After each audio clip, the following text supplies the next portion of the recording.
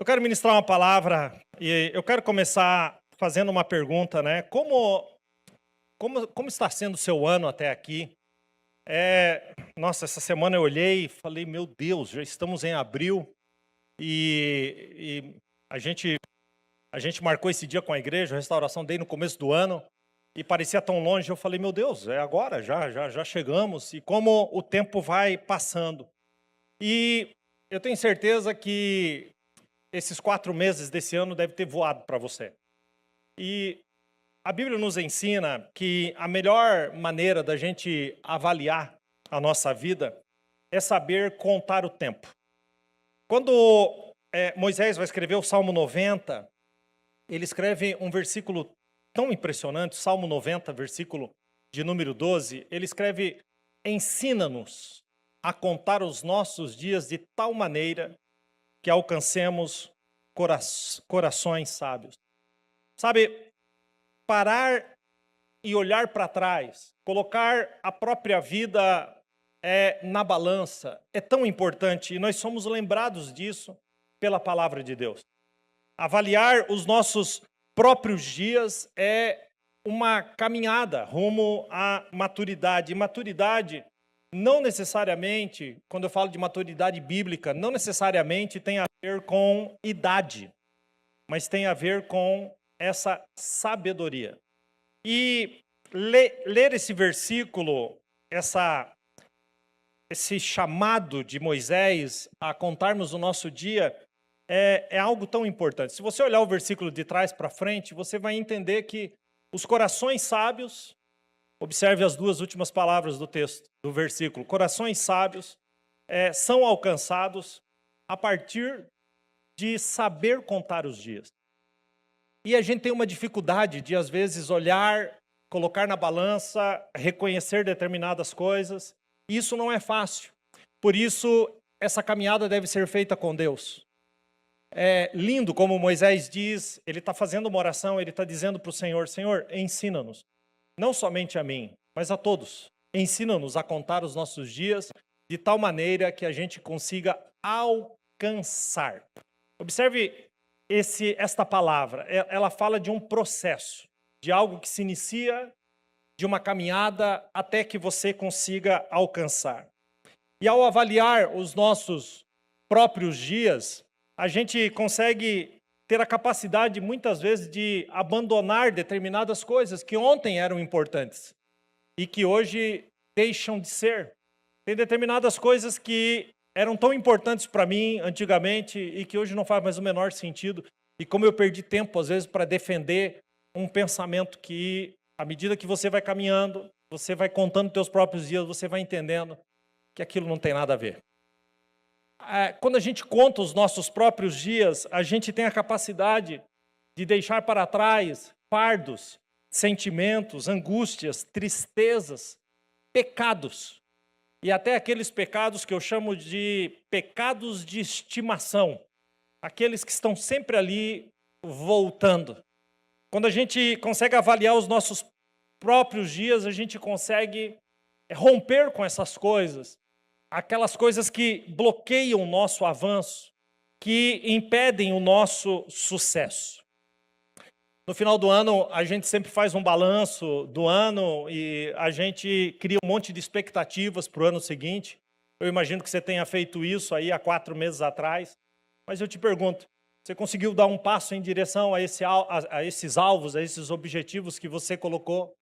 Porque é impressionante como a gente vai sendo paralisado. Aliás, eu preciso perguntar se você tem um alvo. Porque uma pessoa sem um alvo, sem um objetivo, sem um sonho, ela acaba se tornando vítima da própria vida. Fica se arrastando de vitimismo em vitimismo. Paulo, mesmo diante de todas as coisas que ele enfrentava, ele tinha firme no seu coração o alvo. Filipenses 3,14, ele diz, prossigo para o alvo, pelo prêmio da soberana vocação em Cristo Jesus. O versículo anterior a esse, Paulo está deixando bem claro, esquecendo-me das coisas que atrás ficam, prossigo para o alvo. A gente precisa esquecer das coisas que ficam para trás e olhar para a frente e entender que existe um alvo, existe algo na nossa frente, mas para esquecer as coisas que atrás ficam, a gente precisa encará-las de frente e deixá-las elas resolvidas no nosso coração. Sabe, eu preciso perguntar, eu nem comecei a pregar ainda, mas você tem contado os teus dias? E se você tem feito isso, eu preciso te perguntar, sua vida tem valido a pena? Essa semana a gente mexeu em algumas coisas lá em casa e tem uma caixa de foto. Quem tem caixa de foto em casa? Né? Hoje tá meio, né? E eu tirei um monte de foto das fotos, só para ter no celular. Cada vez mais a gente tem as coisas no celular, né? As fotos. E eu comecei a olhar as fotos, fotos de quando as crianças, né? As crianças que já estão adultos, mas quando as crianças nasceram, bebês, e da época que eu comecei a namorar a Lu lá em 1900 e bolinha, e de repente eu olhei e falei, meu Deus, a vida passa tão rapidamente, que verdade. Essa semana eu fui visitar a irmã Maria Burbach e a gente estava conversando sobre o tempo, e eu gosto de ouvir essas pessoas que já viveram tantas coisas, e ela estava me dizendo isso. A vida passa tão rápido, e é verdade. A nossa vida é um vapor, como escreveu Tiago, que é um vapor que aparece e logo desvanece. É como você olhar para uma chaleira que está fervendo a água, o vapor sobe tão encorpado, mas de repente, a poucos centímetros de altura, desaparece. E Tiago faz essa comparação dizendo que a nossa vida é como um vapor, que aparece e logo se desvanece. É tão rápido. E daí a importância de passarmos por essa vida com sabedoria. E a sabedoria, segundo Moisés escreveu no Salmo 90, está ligada a ter a consciência de saber contar os próprios dias. Como você quer viver a sua vida é uma pergunta que nos rodeia. Mas, sinceramente, gente, a essa altura eu estou recebendo de Deus uma outra pergunta, eu estou tendo um outro entendimento. Eu sempre me perguntei como eu quero viver a vida, mas eu tenho cada vez mais entendido que não é como eu quero viver a vida, mas como Deus quer que eu viva a minha vida. Se eu te fizer essa pergunta, como Deus quer que você viva a sua vida? Você teria uma resposta? E se você contasse os teus dias nessa manhã, você diria que você está vivendo hoje como Deus quer que você viva a sua vida? Ou você está no teu modo automático, vivendo a vida, e como diz a diabólica canção, deixa a vida me levar. Não, meu irmão, eu não quero que a vida me leve, eu quero viver a história que Deus já escreveu para mim. Cada um dos seus propósitos. Sabe, Deus tem um propósito para a sua vida e você precisa dizer sim. E um sim com fé para viver a história de Deus passa por conhecer a Deus. Você conhece a Deus? Essa resposta, ela precisa estar na ponta da sua língua. Quando Oséias vai profetizar e ele vai falar com aquele povo, no livro de Oséias, no capítulo 6, versículo 3, ele diz que conhecer a Deus é um processo. Nessa manhã, eu quero avançar um pouco nesse processo com você. Oséias 6,3, ele diz, conheçamos e prossigamos em conhecer a Deus. Há uma outra tradução que diz, conheçamos e esforcemo-nos por conhecê-lo. Há ainda uma terceira tradução que diz, vamos nos dedicar mais e mais em conhecer ao Senhor. As três traduções desse mesmo versículo apontam para uma mesma verdade. Nós temos que ser intencionais em conhecer a Deus. Nós devemos desejar conhecer a Deus. Nós devemos querer e nos dedicar em conhecer a Deus. Por isso, nessa manhã eu quero usar um texto conhecidíssimo da palavra de Deus, para que a gente possa conhecer um pouco mais o nosso Deus. E assim, poder contar os nossos dias, alcançar um coração sábio e deixar e viver essa vida com um propósito. Amém? O texto é o conhecidíssimo texto de Jeremias 18, do 1 ao 6. Vocês conhecem o texto, nós vamos ler juntos. A palavra do Senhor que veio a Jeremias dizendo: dispõe-te e desce à casa do oleiro, e lá ouvirás as minhas palavras. Desci à casa do oleiro, e eis que ele estava entregue à sua obra sobre as rodas, como o vaso que o oleiro fazia de barro se lhe estragou na mão, tornou a fazer dele outro vaso, segundo bem lhe pareceu. Então veio a palavra do Senhor: não poderei eu fazer de vós como fez este oleiro, ó casa de Israel? Diz o Senhor: eis que como barro na mão do oleiro, assim sois vós na minha mão, ó casa de Israel. Eu quero caminhar um pouquinho em conhecer um pouco mais a Deus a partir dessa figura tão preciosa do oleiro. Por isso quero colocar um tema nessa palavra: conhecendo o oleiro. Vamos ver juntos? Conhecendo o oleiro. Pergunta para quem está perto: você conhece o oleiro da sua vida?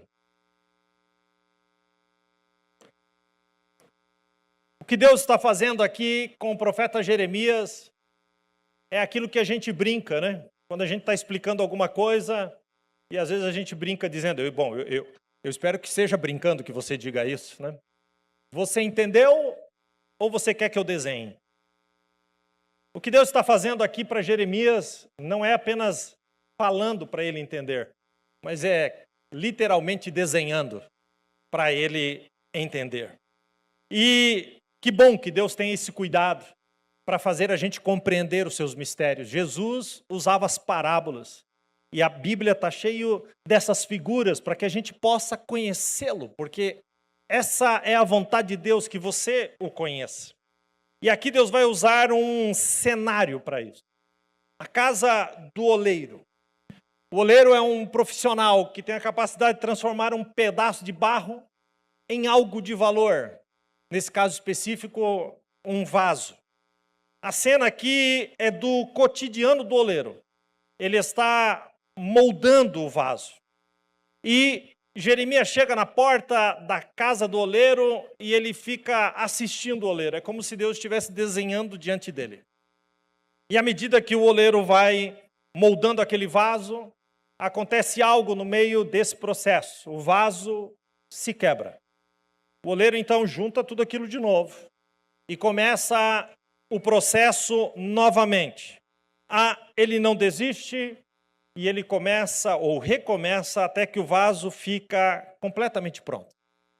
No final daquela cena, Jeremias até então está só assistindo. Deus vai fazer uma pergunta para Jeremias: não poderei eu fazer de vós exatamente o que esse oleiro fez com este vaso? Em outras palavras, Deus está dizendo para ele: será que eu posso fazer com você o que fez esse oleiro? Você estaria pronto já para responder essa pergunta no começo dessa palavra? Se Deus te perguntasse: eu posso fazer com você o que o oleiro fez com este barro? Qual seria a sua resposta? Aqui nós temos uma visão clara.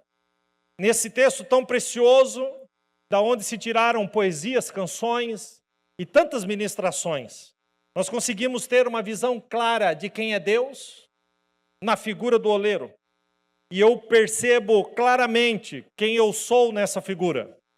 Eu sou o barro, cheio de humanidade, de imperfeições, de falhas. Mas o que eu acho lindo é que mesmo sendo esse barro desta forma, Deus, ele está interessado em trabalhar em mim mesmo assim.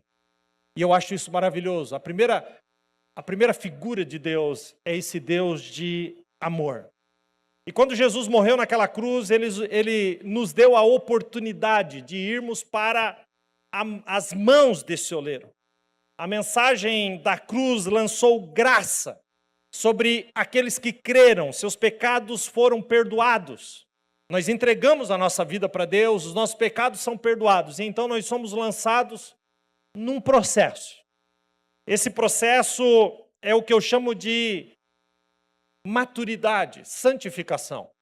Olha o que Paulo escreve aos Efésios, capítulo 4, versículo 13. Ele diz: até que todos alcancemos, observe os verbos, até que todos alcancemos a unidade da fé e do conhecimento do Filho de Deus, e cheguemos à maturidade, atingindo a medida da plenitude de Cristo.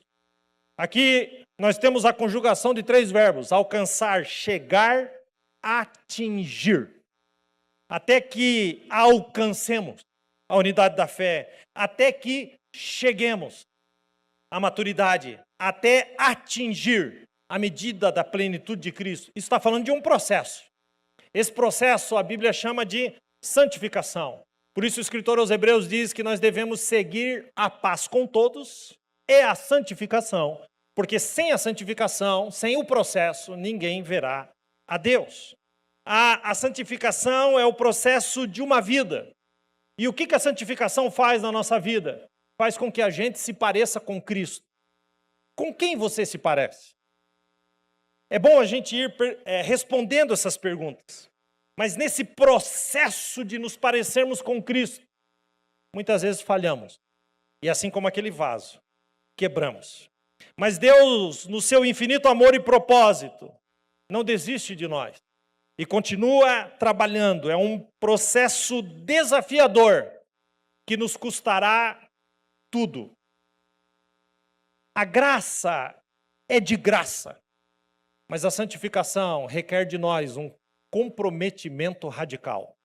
E Jesus deixou isso bem claro. Marcos 8,34, Jesus diz: se alguém quiser vir após mim, negue-se a si mesmo e tome a sua cruz e siga-me. Observe o que vem na sequência. Porque qualquer que quiser salvar a sua vida, perdê-la-á. Mas qualquer que perder a sua vida por amor de mim e do Evangelho, esse a salvará. Quando entendemos o trabalhar do nosso Deus, nós permaneceremos nessa roda do oleiro, que é um lugar de rendição, e que o seu coração priorize a obra de Deus em você. Aí a obra principal de Deus, eu preciso deixar isso bem claro, a obra principal de Deus na sua vida não é te dar coisas. A obra principal de Deus na sua vida, depois da salvação, é te fazer parecido com Jesus. Quem recebe essa palavra até aqui, diga amém. Agora, para a gente chegar nesse lugar de maturidade, de santificação, nós precisamos conhecer esse Deus, o nosso oleiro. Conhecer. Por isso, eu quero destacar do texto que eu li algumas verdades para que você conheça um pouco melhor o Deus que você serve. A primeira verdade: o oleiro trabalha em casa. Observe. Desce à casa do oleiro e lá ouvirás as minhas palavras. Desci à casa do oleiro. O lugar certo para você conhecer Deus é na sua casa. E tem muita gente que acredita que pode estar debaixo de um processo de aperfeiçoamento, de santificação, estando isolado. Que grande mentira é essa que o inimigo tem contado para essa geração? O inimigo tem contado uma mentira de que você estando isolado, sem compromisso, sem agenda, sem igreja, você mesmo assim está num processo de santificação, de se parecer mais com Cristo. Mas observe a palavra: desce. Observe o que ele faz. Desci. Na casa do oleiro, quando nós estamos na casa do oleiro, a primeira percepção que a gente tem na nossa alma é que a gente deve descer do pedestal. Nós devemos descer de toda arrogância, de todo o orgulho humano. Descer. A gente se lembra que somos barros. E o grande problema da geração que a gente está vivendo é que as pessoas não procuram mais as igrejas para ouvirem uma palavra de confronto, de mudança, de transformação. As pessoas estão procurando igrejas onde os seus egos são massageados, onde elas possam ser admiradas, expostas, exibidas. As pessoas querem, e assim, se elas chegam num lugar onde elas ouvem uma palavra de confronto, elas logo pensam, se aqui não está legal, tem outra ali na esquina, e depois outra, e depois outra. Parece que a palavra de Deus, que vem para confrontar, nessa geração, é o que tem de mais difícil. Filhos não aceitam ser corrigidos por seus pais. O que vai ser dessa geração? Porque o nosso Deus é um Deus que corrige, mas Ele corrige aquele que Ele ama. É um Deus que confronta. O Evangelho é um Evangelho de transformação radical. Mas as pessoas não querem isso. Elas querem ouvir uma palavra, ou elas querem que as pessoas façam um exercício mental com os versículos, para que, de alguma forma, os textos bíblicos distorcidos possam abraçar os seus pecados e deixá-las confortáveis nas suas vidas sem mudança. Mas nós somos chamados a esse lugar. Um lugar onde é a casa de Deus, porque na casa do inimigo, ele usa a religião para o espetáculo, para o ego. Gente, ele quis fazer isso com Jesus. Não vai querer fazer isso com você? Olha o que ele faz com Jesus na tentação, Mateus 4:5. O diabo levou até a cidade santa, está falando de religião. Colocou-o na parte mais alta da onde? Do templo. Mas qual era a parte que ele levou Jesus na parte mais alta? A parte do espetáculo, do exibicionismo. E lá de cima ele diz, se você é o filho de Deus, se jogue daqui para baixo. Porque vai ter um espetáculo aqui, porque está escrito que ele dará ordem a seus anjos a seu respeito, e com as mãos eles o segurarão para que você não tropece em nenhuma pedra. Ele está dizendo, se lança daqui desse pedestal, a cidade está cheia de gente, todo mundo vai te ver, os anjos vão vir voando do céu, é como uma cena de filme, um espetáculo, e eles vão te pegar. E Jesus olha para ele e diz, não, meu filho, não é por aí não. Jesus responde, está escrito, não põe à prova o Senhor, o seu Deus. Jesus está dizendo onde a gente deve estar e o lugar que nós devemos nos colocar. A religião do espetáculo é a casa do diabo. Mas a casa de Deus é onde o vaso é quebrado, mas ele não desiste de nós. Que silêncio aqui hoje, meu Deus. A casa de Deus verdadeira não tem vitrine. A casa de Deus verdadeira tem roda do oleiro. Onde você está plantado? Você está plantado na casa do Senhor? Ou você criou um terreno dentro de uma religiosidade e você está plantado nela? Olha o que diz o salmista no Salmo 92:13. Os que estão... Vamos ler juntos esse versículo. No 3, 1, 2, 3. Os que estão plantados na casa do Senhor florescerão nos átrios do nosso Deus.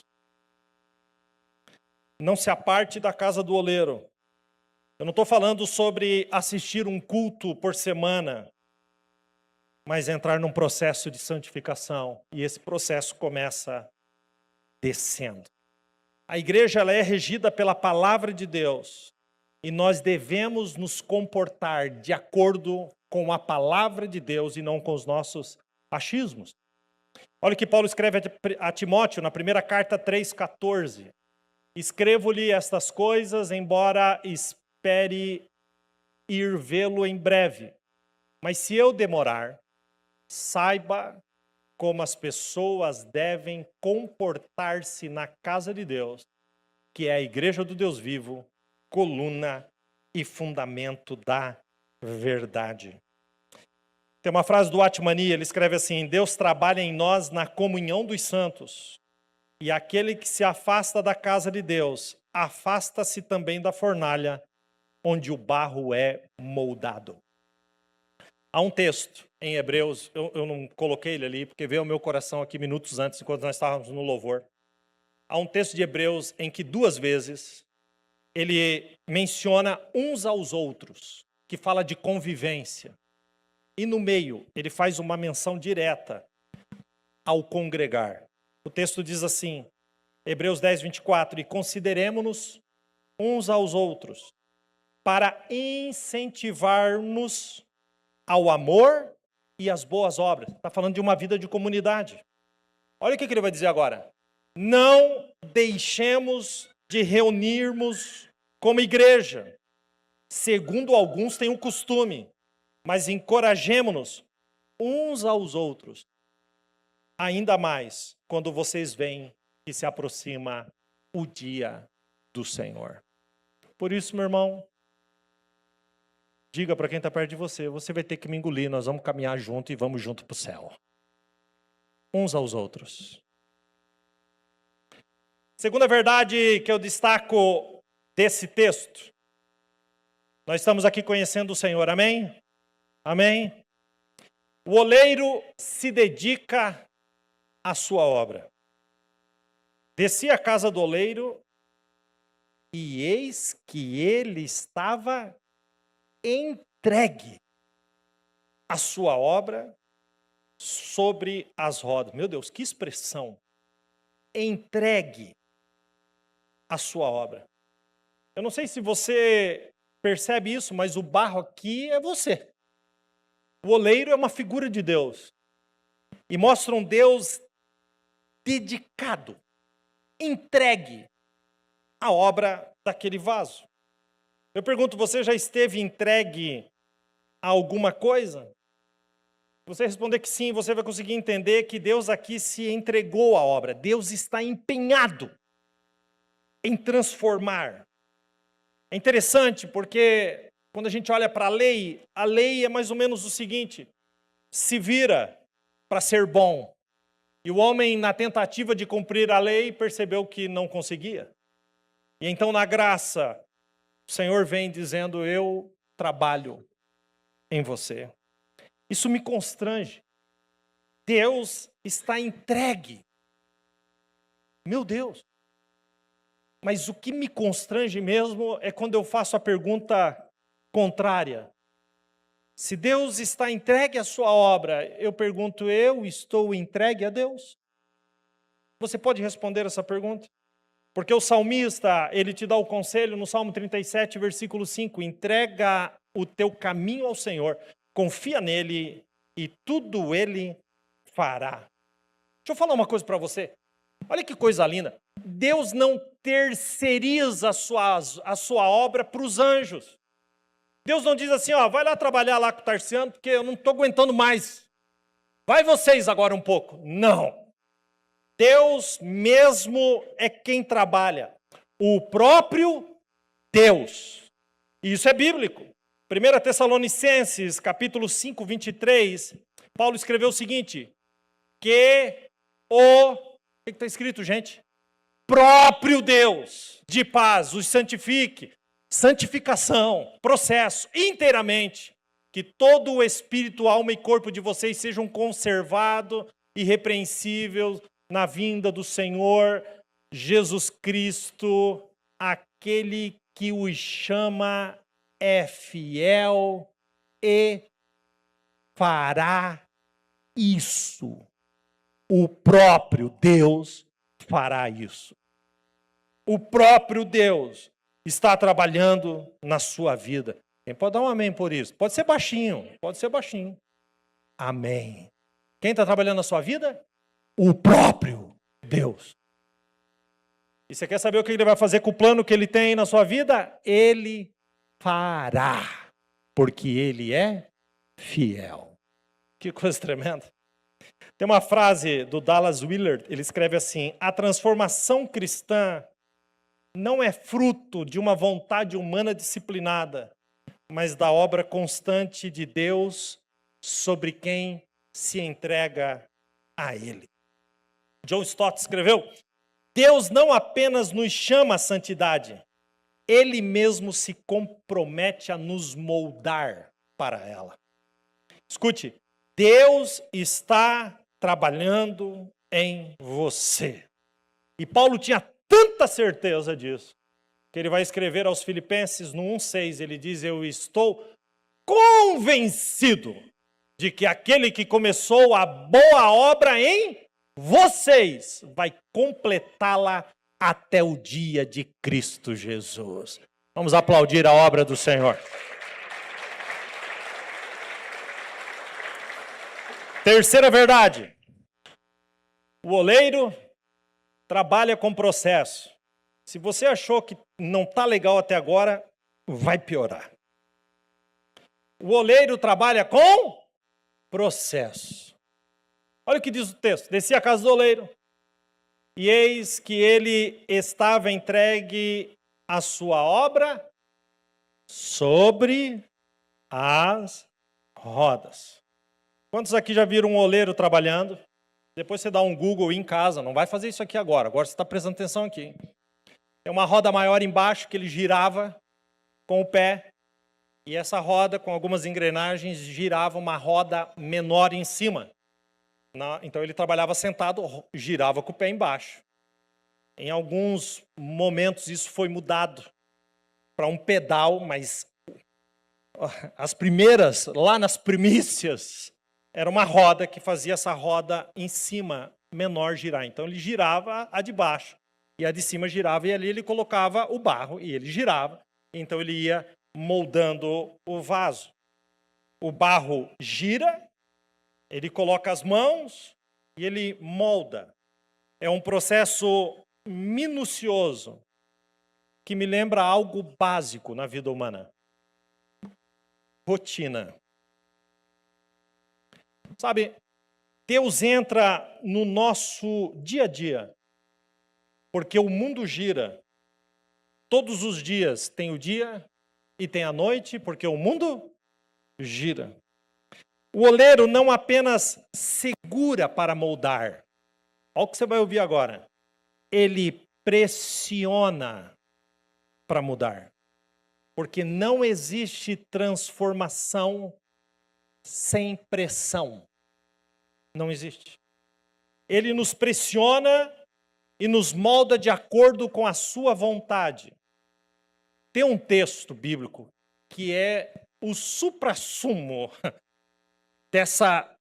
disso que eu estou querendo dizer para você, e que mostra exatamente o que eu estou querendo dizer.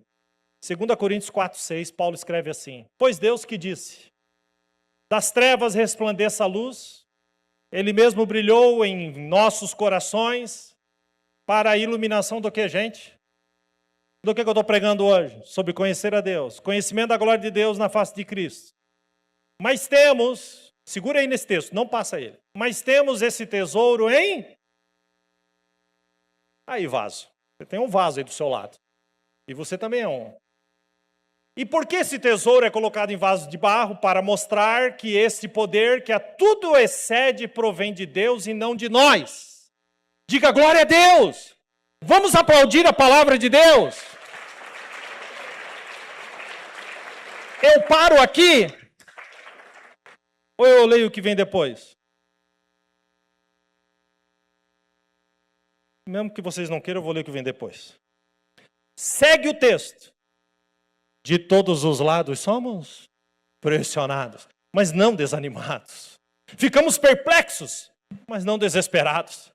Olha o vaso sendo moldado. Somos perseguidos, mas não abandonados. O oleiro está dizendo, você é perseguido, mas eu não te abandono. Escute, abatidos, mas vocês não serão destruídos. Trazendo sempre em nosso corpo o morrer de Jesus. Para que tudo isso? Para que a vida de Jesus, nos parecermos com Cristo, para que a vida de Jesus também seja revelada onde? Em nosso corpo. Em nosso corpo. Deus está na rotina, trabalhando em cada um de nós. Ou você acha que Deus só está trabalhando com você domingo na hora do culto? Deus está trabalhando. E aí alguém diz, ai, na igreja novamente. Ai, a célula. A célula toda semana.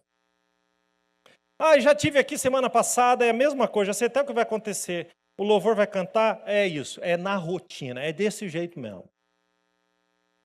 É ouvindo a pregação aqui de novo. É ouvindo a palavra de novo, é levantando a mão de novo, é se arrependendo de novo. É na rotina, você vai sendo pressionado.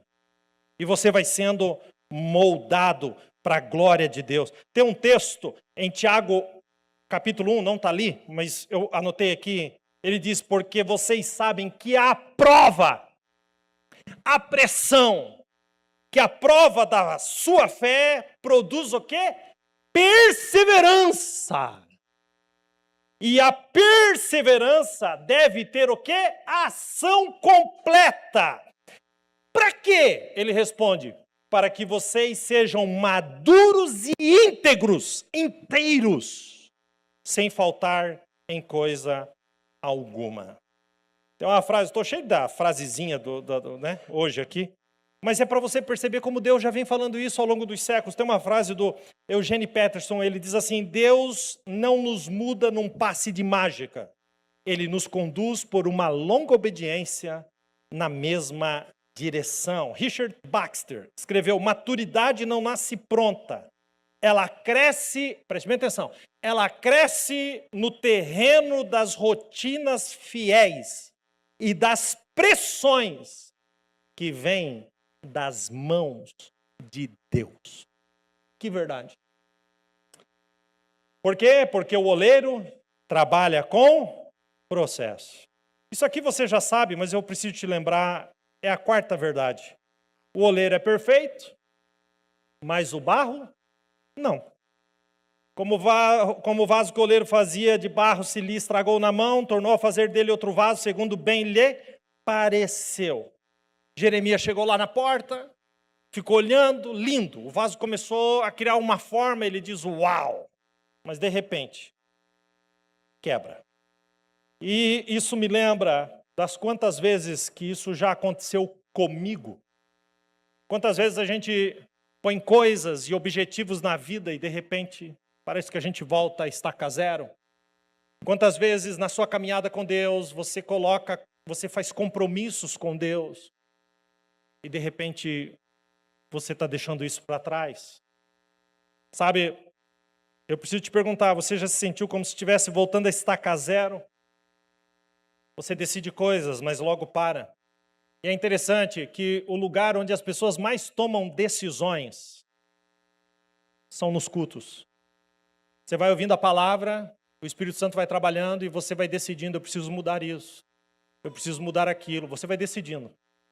Mas ao sair daqui, nada disso sai do seu pensamento. Isso não se torna uma realidade. O problema nunca esteve no oleiro, mas no barro. Ou o barro é mole demais e não aguenta a pressão. Ou o barro é duro demais e não se amolda. E por isso quebra. Olha, eu vou lhe dar um conselho, eu não sei como você está, mas não saia da mão do oleiro, porque Deus não erra. O oleiro é perfeito. Nós é que somos o barro. O problema está no barro. Lamentações 3:3, Jeremias escreveu, de que se queixa, pois, o homem vivente? Queixe-se cada um dos seus próprios pecados. Muitas vezes a gente precisa ser quebrantado, mas endurecemos. Tem um monte de gente aqui que está endurecendo. Tem um monte de gente aqui que está discordando com aquilo que até a palavra está dizendo. Outras vezes você precisa se firmar e aí você endurece e se vitimiza. A boa notícia é que o oleiro está entregue à sua obra. Ah, vai sair o vaso, gente. Vai sair. Salmo 103:13, como um pai tem compaixão de seus filhos, assim o Senhor tem compaixão dos que o temem. Pois ele sabe do que somos formados, lembra-se de que somos pó. Tem uma missionária que salvou tantos judeus na Segunda Guerra, chamada Corrie ten Boom. Essa mulher é uma holandesa, já está com o Senhor, mas ela escreveu algo tão lindo, num contexto de guerra, numa coisa tão terrível. Ela escreveu, as nossas fraquezas não desanimam Deus, pois nós somos a sua obra-prima. Somos barro em suas mãos amorosas e ele nunca desiste do seu vaso. Glória a Deus. Finalmente, a quinta verdade, o oleiro tem vontade persistente. Assim como o vaso que o oleiro fazia de barro se lhe estragou na mão, tornou, vamos ver juntos? Tornou a fazer dele outro vaso. Eu sei que você queria parar aí, eu sei que você queria fazer do seu jeito, mas hoje você veio aqui para apanhar junto comigo. Então o texto diz, tornou a fazer dele outro vaso, segundo bem lhe pareceu. É de acordo com aquilo que lhe parece bem. Olha que coisa linda. Deus não, é lindo, tá? É difícil de ouvir, mas é lindo. Deus não quer nos transformar naquilo que queremos ser, mas naquilo que Ele planejou para sermos. Paulo tinha uma crise, então, em Romanos capítulo 7, ele diz: aquilo que quero fazer, não faço. E aquilo que eu não quero fazer, eu acabo fazendo. Então ele diz, miserável homem que sou, quem me livrará do corpo dessa morte? Paulo tinha crises com relação às suas próprias vontades. Deus não nos transforma naquilo que desejamos, mas naquilo que Ele planejou. E eu posso dizer, eu quero estar no centro da vontade de Deus, porque esse é o meu maior desejo. E esse também era o desejo do salmista no Salmo 138:8. O Senhor cumprirá o meu propósito. Vou ler de novo. O Senhor cumprirá o seu propósito para comigo. Teu amor, Senhor, permanece para sempre. Aí ele vai falar dele. E olha como ele fala dele. Não abandones as obras das tuas mãos. Ele está dizendo, não me abandona. Eu quebro, eu viro caco. Eu não sou bom. Há tantas coisas em mim. Mas não me abandones. E aí o Senhor diz em Isaías, eu não te deixarei e não te abandonarei. Porque Ele está entregue à sua obra. Quem recebe essa palavra? Salmo 33:11, o salmista diz, os planos do Senhor permanecem para sempre. Os propósitos do seu coração por todas as gerações. Eu já usei esse versículo, mas eu preciso usar de novo. Filipenses 1:6, quem sabe agora a essa altura você pode confiar um pouco mais nessa palavra. Eu estou convencido de que aquele que começou a boa obra em vocês vai completá-la até o dia de Cristo Jesus.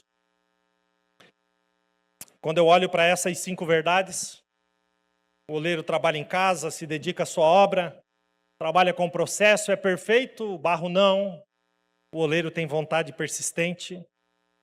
E quando eu olho para essas verdades, tão maravilhosas, tão profundas e tão importantes, me vem uma pergunta de Deus. Não se esqueça da pergunta.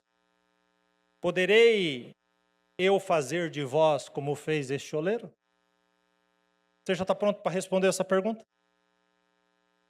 Eu posso trabalhar em você como o oleiro trabalhou? Os discípulos, eles entenderam um segredo maravilhoso na vida de Jesus. E eu vou terminar com isso. Onde Jesus entrava, ele expulsava demônios, ele curava pessoas, ele libertava almas aprisionadas. Ele andava sobre as águas, ele transformava água em vinho. E os discípulos queriam aprender aquilo. Eles queriam saber como que eles faziam aquilo. E então, certa feita, um pai desesperado trouxe um filho possesso de demônios e eles não conseguiram fazer o que Jesus fazia. E eles não entenderam porque o demônio não saiu. E então Jesus diz para eles, isso só sai com oração e jejum. Então eles descobriram um segredo na vida de Jesus que está na palavra de Deus. Todo final de dia, todo começo de dia, Jesus se retirava e orava. Orava. Então os discípulos entenderam o que eles precisavam aprender. Então eles se aproximam de Jesus e eles falam: Senhor, ensina-nos a orar. Eles não falam: ensina-nos a expulsar demônios, ensina-nos a curar pessoas. Não, não, não. Os sinais seguirão. Eles entenderam. O segredo está no relacionamento com o oleiro. O segredo está na oração. Então eles falam: Senhor, ensina-nos a orar. E então Jesus vai ensiná-los a orar.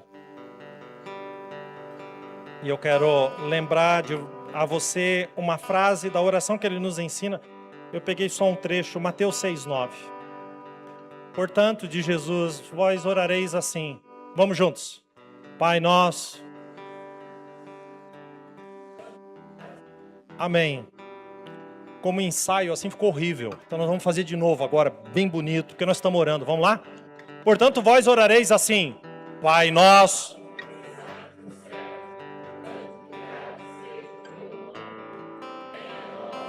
Bem alto agora.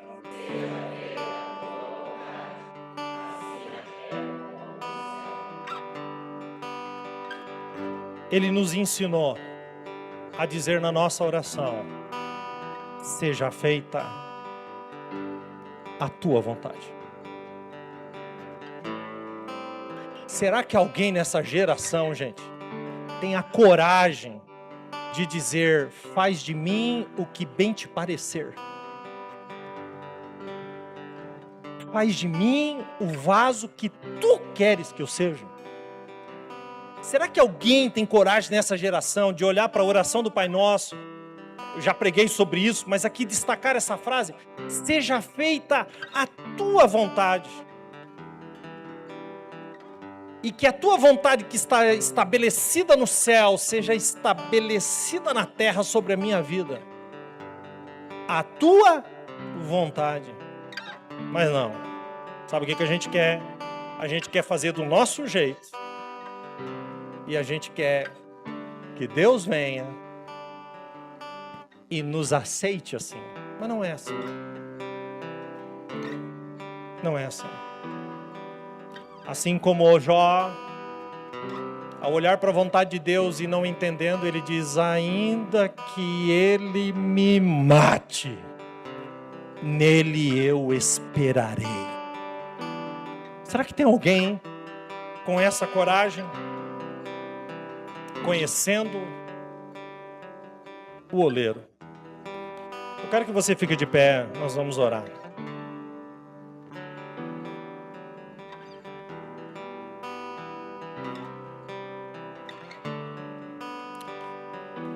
Sabe,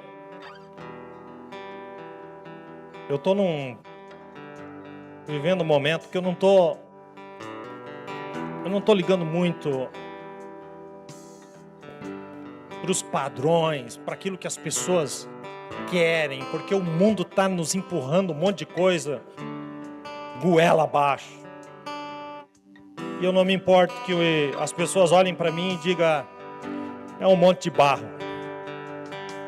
Vou falar uma verdade aqui: não importa o que digam de você, não importa que digam que você seja um barro sem valor. Até porque o valor, de fato, não está em mim, nem em você. Eu posso ser um monte de barro, mas olha na mão de quem eu estou. É nisso que eu me glorio. É nisso que você deve se gloriar.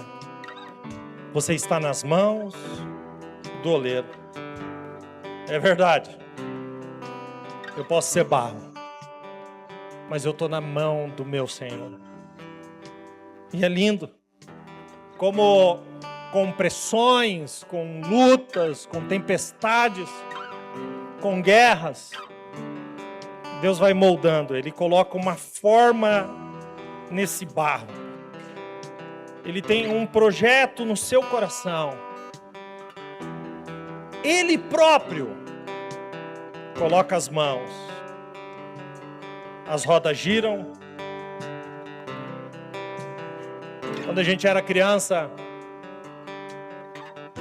a gente brincava, era uma infância sem internet, então a gente brincava de tudo quanto é coisa. Tinha uma brincadeira de colocar a testa no cabo da vassoura e rodar, rodar, rodar. Quem lembra disso? Diga amém. Ah, vocês estavam lá, né? Aí rodava, rodava, rodava, e aí colocava um alvo e você tinha que sair daquele cabo de vassoura. E você tinha que sair correndo em direção àquele alvo. E aí, eu quero ver ir em linha reta em direção ao alvo. Porque gira, gira, e quando parava de girar, você não estava entendendo mais nada. E sabe, a roda do oleiro é assim, às vezes gira, gira, gira. E você não está entendendo nada. Mas descanse. Porque Ele está fazendo. Ah, pastor, eu não sei por que isso está acontecendo. Ok, eu também não, mas Deus sabe. Deus está trabalhando, Deus está moldando. Isaías 64:8 diz assim: contudo, Senhor, Tu és o nosso Pai. Nós somos barro, Tu és o oleiro. E todos nós somos obras das Tuas mãos. Esse é o nosso oleiro. Ele está aqui nessa manhã, ministrando ao seu coração e dizendo: eu estou no controle da sua vida. O mundo está girando, eu estou trabalhando, e ainda que você quebre, eu vou fazer de você aquilo que eu quero para cumprir o meu propósito. Quantos podem dar glória a Deus por isso? Você pode ouvir essa palavra e se tornar, endurecer o seu coração. Aliás, teve um rei que endureceu o coração, ele estava enfermo, ele quase morreu. Ele orou e Deus lhe curou. Ele viveu coisas extraordinárias com Deus, mas o versículo seguinte, que Deus tenha misericórdia das nossas vidas. No versículo seguinte, o rei Ezequias, lá em 2 Crônicas 32:24, o texto diz assim: mas Ezequias tornou-se orgulhoso e não correspondeu à bondade de Deus.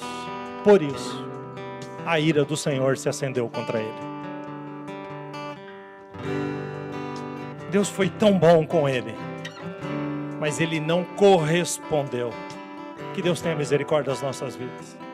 O oleiro está trabalhando e o oleiro tem sido tão bom contigo. Corresponda ao propósito de Deus na sua vida. Deus tem um plano lindo na sua vida, amém? Vamos cantar um pedacinho dessa canção antes da gente orar. Guarda o meu coração, ó Deus. Guarda o meu coração, de fazer minha vontade, de viver pra mim mesmo. Guarda o meu coração, ó Deus. Guarda o meu coração, de fazer minha vontade, de viver pra mim mesmo. Quão insondáveis são os teus caminhos, inescrutáveis são os teus juízos. Minha vontade já deixei, o teu reino já ganhei. Minha vontade já deixei, o teu reino já ganhei. Vamos juntos. Os teus sonhos são maiores do que os meus, os teus caminhos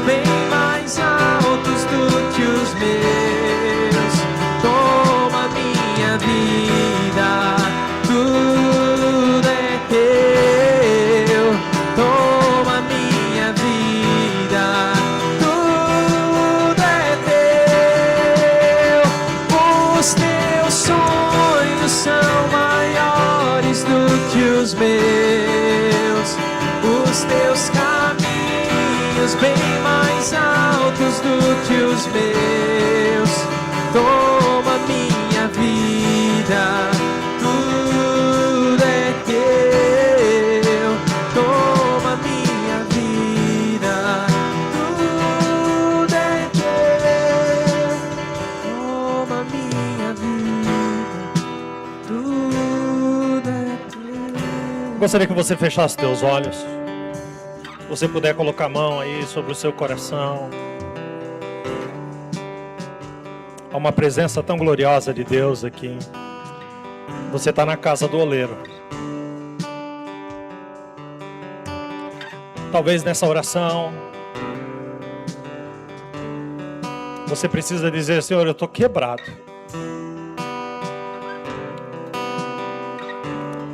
Mas não deixa eu sair das tuas mãos, não.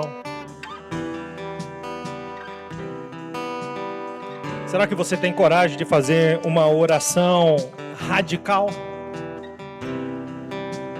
Você está feliz com a tua vida com Deus? Ou você tem um entendimento que você pode ir muito além disso? Se for assim, você tem coragem de dizer para Ele nessa manhã: faz conforme o teu querer, toma minha vida. É verdade que existem pressões, angústias, guerras de todos os lados.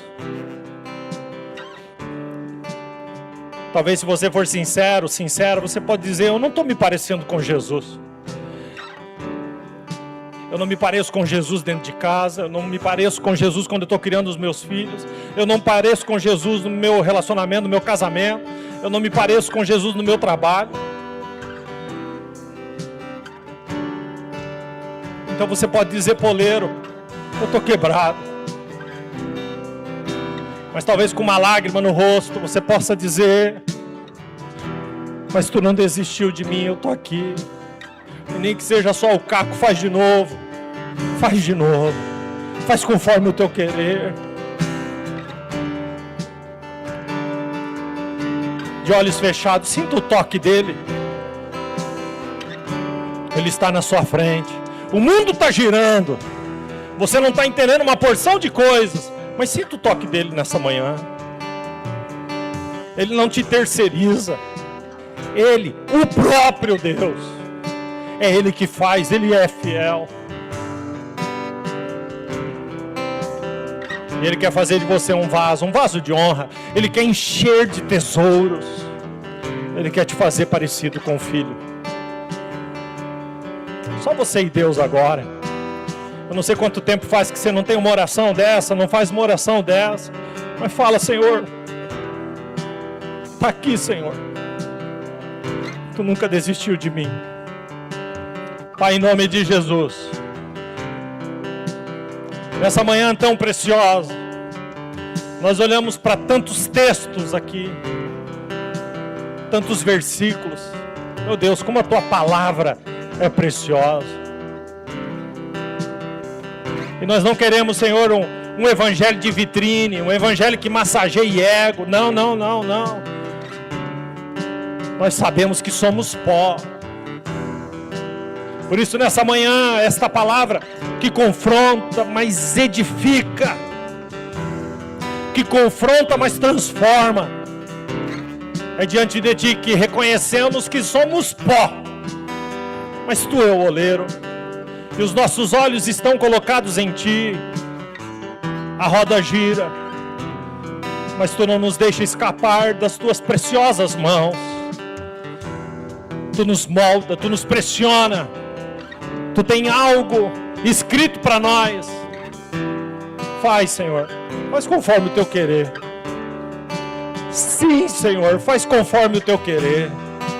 Faz do jeito que Tu planejou, do jeito que Tu fez. Nós tentamos fazer do nosso jeito, mas olha para isso, Senhor. Olha os resultados. Por isso, Senhor, nos livra de nós mesmos. E que a Tua vontade prevaleça em nós. E que as Tuas boas mãos estejam. Nós nos arrependemos, Senhor. Nós nos arrependemos de achar que é nós quem somos. Nós não somos nada. Nós somos o barro. Nós somos o pó, mas nós estamos nas mãos daquele que é tudo, daquele que tudo faz, daquele que tudo pode. Faz de nós, Senhor, um vaso precioso na tua casa. Nós te bendizemos. Espírito Santo de Deus, sela agora esta palavra no coração deste homem e desta mulher, trazendo vida, coragem, restaurando, curando. Sim, Pai, ensina-nos a contar os nossos dias, para que a gente alcance esse coração sábio. Nós te louvamos, nós te bendizemos. Somente a Ti, toda honra, toda glória e todo louvor.